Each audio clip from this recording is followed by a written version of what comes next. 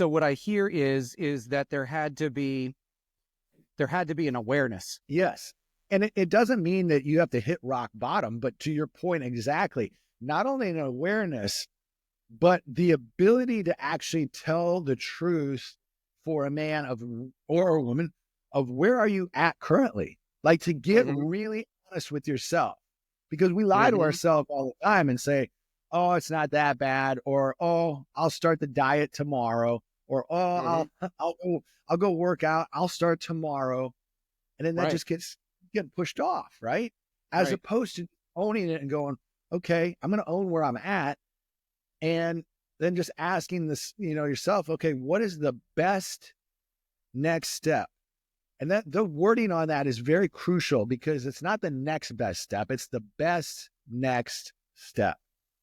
Mm-hmm. And when you take and insert that first best next step, now you can start to look at, okay, let's continue to make progress here. Right.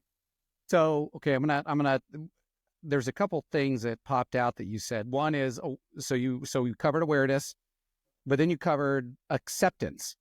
So you had to not just be aware, but you had to accept that as truth, as what it is. Not neither, I mean, it's good or bad, but I always tell people, like when people tell me with the age of 40 or 50 or even 60, and they're like, I think I'm having a midlife crisis, or a little after midlife crisis or before midlife crisis, I said, is it better to have these thoughts today than for you to be 70 or 80 years old, laying on your deathbed and have a crisis of what haven't I done in Yeah. order to make an impact in your family, your friends, your environment, whatever it may be.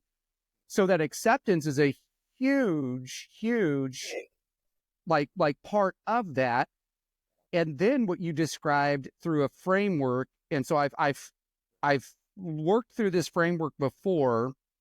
It's D times V plus F has to be greater than R. So that's dissatisfaction times vision plus first steps, which would in your situation be best steps, has to Yes. be greater than your resistance to change. And so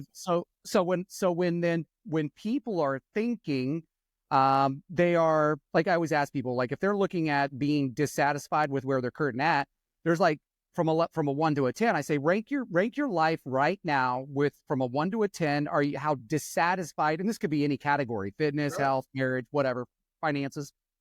Rank yourself from a 1 to a 10. And when they rank themselves from 1 to a 10, if they mark something as a 2, then they're just kind of like, it's just like a pebble in your shoe. Yes. Right.